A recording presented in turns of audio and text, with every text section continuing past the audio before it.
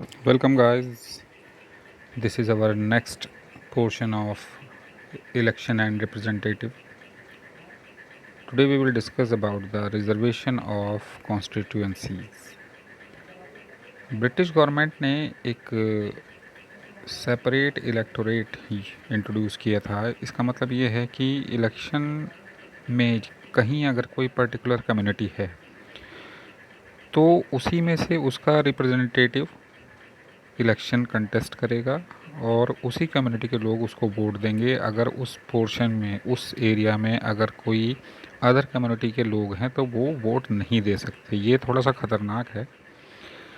लेकिन reserve constituency में candidate को एक पर्टिकुलर कम्युनिटी का होना चाहिए, लेकिन वोटर जो हैं वो सभी लोग उसको वोट देंगे।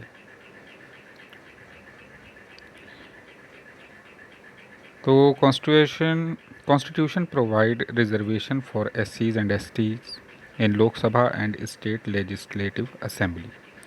देखिए, दो इलेक्शन में SC और ST के लिए रिजर्वेशन प्रोवाइड किए गए हैं कॉन्स्टिट्यूशन में। लोकसभा इलेक्शन में 84 सीट रिज़र्व हैं SCs के लिए और 47 सीट रिज़र्व हैं STs के लिए, जैसा कि 26 जनवरी ये 2019 में मेंशन किया गया है।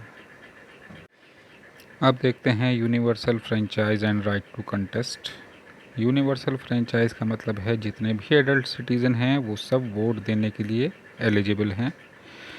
इसमें जो कुछ रूल्स हैं वो ये हैं कि 18 ईयर्स से ऊपर होना चाहिए एज।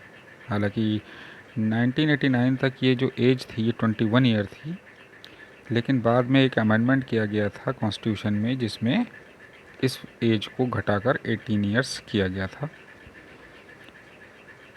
और इसमें कोई बाउंडेशन नहीं है किसी कास्ट की या किसी रिलीजन की या कोई जेंडर। सभी लोग जो 18 ईयर्स से ऊपर हैं वो वोट दे सकते हैं।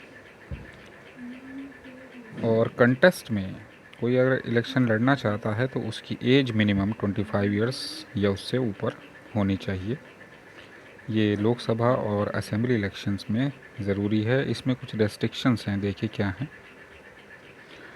If a person has undergone imprisonment for 2 or more years is disqualified from contesting election। अगर किसी पर्सन को 2 या 2 साल से ज़्यादा की जेल हुई है तो वो इलेक्शन में नहीं लड़ सकता। No restriction of education, income, class और जेंडर। इलेक्शन लड़ने के लिए एजुकेशन या इनकम या क्लास या जेंडर इस तरह की कोई रेस्ट्रिक्शन नहीं है। और कैंडिडेट मस्ट बी सेन, यानी कि वो मेंटली फिट होना चाहिए।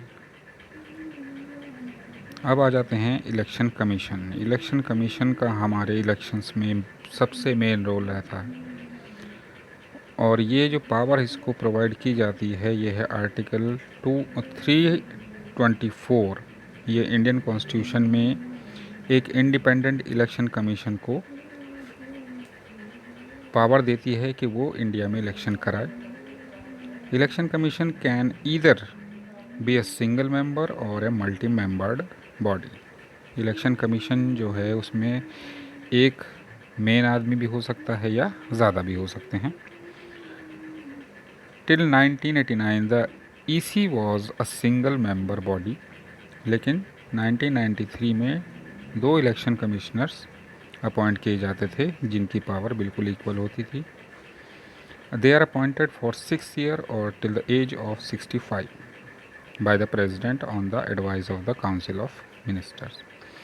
इलेक्शन कमिश्नर को जो अपॉइंट करता है वो प्रेसिडेंट है और इनका जो मिनिमम जो टेन्योर है, जो कार्यकाल है, जितने टाइम ये रहते हैं वो 6 ईयर्स है या 65 की एज तक। और ऐसा प्रेसिडेंट काउंसिल ऑफ मिनिस्टर्स की एडवाइस पर करते हैं। The election commissioners can be removed by the president of India. Election commissioners को प्रेसिडेंट ऑफ इंडिया रिमूव कर सकते हैं, इसके अलावा और कोई नहीं। अब देखते हैं function of election commission. The it supervises the proportion of up to date voters list. तो इनका जो सबसे पहला काम है वो है वोटर्स की लिस्ट को अप टू डेट करना, कौन वोटर नए ऐड हुए हैं, जो जिनकी डेथ हो गई है उनके नाम को निकलवाना, लिस्ट को बिल्कुल अपडेट रखना. It also determines the timing of election and election schedule. ये इलेक्शन की टाइमिंग और शेड्यूल को भी डिटरमाइन करते हैं. The election schedule includes, election schedule में देखिए क्या क्या चीज़ें होती हैं. लास्ट डेट ऑफ नॉमिनेशन, जो भी कैंडिडेट इलेक्शन लड़ना चाहते हैं उनका नॉमिनेशन होता है तो उसकी लास्ट डेट रखना ये इलेक्शन कमीशन के हाथ में है. लास्ट डेट ऑफ सिक्योरिटी, जो सिक्योरिटी जमा होती है उसकी last date. Last date of withdrawal, अगर कोई नाम वापस लेना चाहता है उसकी last date. Date of polling, vote किस दिन पड़ेंगे, किस दिन काउंटिंग होगी और किस दिन रिज़ल्ट का डिक्लेरेशन होगा, ये सब इलेक्शन कमीशन के हाथ में होता है, वही इनको सेट करते हैं. द ईसी कैन पोस्टपोन और cancel the election in entire country और इन अ स्पेसिफिक स्टेट और कॉन्स्टिट्यूएंसी. अगर इलेक्शन कमीशन को लगता है कि कहीं कोई प्रॉब्लम है तो वो पूरे कंट्री में या कंट्री के किसी स्टेट में इलेक्शन को रोक सकते हैं या कैंसिल कर सकते हैं.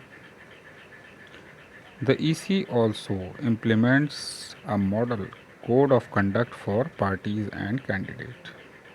इलेक्शन कमीशन एक कोड ऑफ कंडक्ट जारी करते हैं पार्टीज़ और कैंडिडेट के लिए. It can order a repoll और recounting of votes if needs, और ये दोबारा वोटिंग के लिए या दोबारा वोटों की काउंटिंग के लिए कह सकते हैं अगर ज़रूरत पड़ती है. The EC accords recognition of political parties and allots symbol to them. EC जो है वो पार्टीज़ को रिकॉग्नाइज़ करने का काम करते हैं, कौन सी रीजनल लेवल की पार्टी है, कौन सी नेशनल लेवल की पार्टी है, इस तरह से, और उनको सिंबल अलॉट करते हैं. अब इसमें देखिए कोड ऑफ कंडक्ट एक चीज़ आई थी, मैं बता दूं आपको. ये एक स्पेसिफिक रूल्स और नॉर्म्स हैं जो कि इलेक्शन कमीशन इशू करते हैं, that must be followed by the political parties. सारे पॉलिटिकल पार्टीज़ को, कैंडिडेट्स को, ऑर्गेनाइजेशन को इलेक्शन पीरियड में इनको फॉलो करना होता है.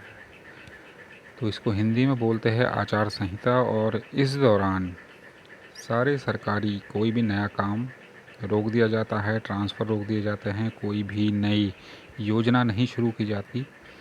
मतलब एक तरह से कुछ भी नया काम इसमें नहीं होता. अब देखते हैं इलेक्टोरल रिफॉर्म्स, क्या क्या सुधार किए जा सकते हैं या क्या होने चाहिए. कुछ सजेशन भी हैं, हो भी सकते हैं, नहीं भी हो सकते. तो हमारा जो इलेक्शन सिस्टम है should be change from FPTP to same variant of the PR system. तो पहला रिफॉर्म ये इसमें दिया गया है सजेशन कि FPTP सिस्टम की बजाय हमारे यहाँ PR सिस्टम होना चाहिए. लेकिन इतनी पार्टीज़ हैं कि बहुत मुश्किल है इनको कंट्रोल करना. 1/3 states should be reserved, seats should be reserved for women in Lok Sabha and Assembly election. और 1/3 सीट जो हैं वो वुमेन के लिए रिज़र्व होनी चाहिए लोकसभा और असेंबलीज़ में. इसके बारे में हालांकि कई साल से बातचीत चल रही है लेकिन अभी तक इसको पास नहीं किया गया है. हालांकि लोकल गवर्नमेंट में ये काम हो चुका है. Strict provision should be made to control the role of money in election. Election में पैसे के रोल को लेकर कुछ स्ट्रिक्ट प्रोविज़न बनाने चाहिए कि भाई इससे ज़्यादा पैसा ना लगाया जाए या वोटर्स के बीच में पैसा ना बांटा जाए. हालांकि बहुत सारी पार्टीज या कैंडिडेट ऐसा करते हैं, मसल पावर का इस्तेमाल करते हैं, डरा धमका कर वोट लेते हैं, तो वो ठीक नहीं है.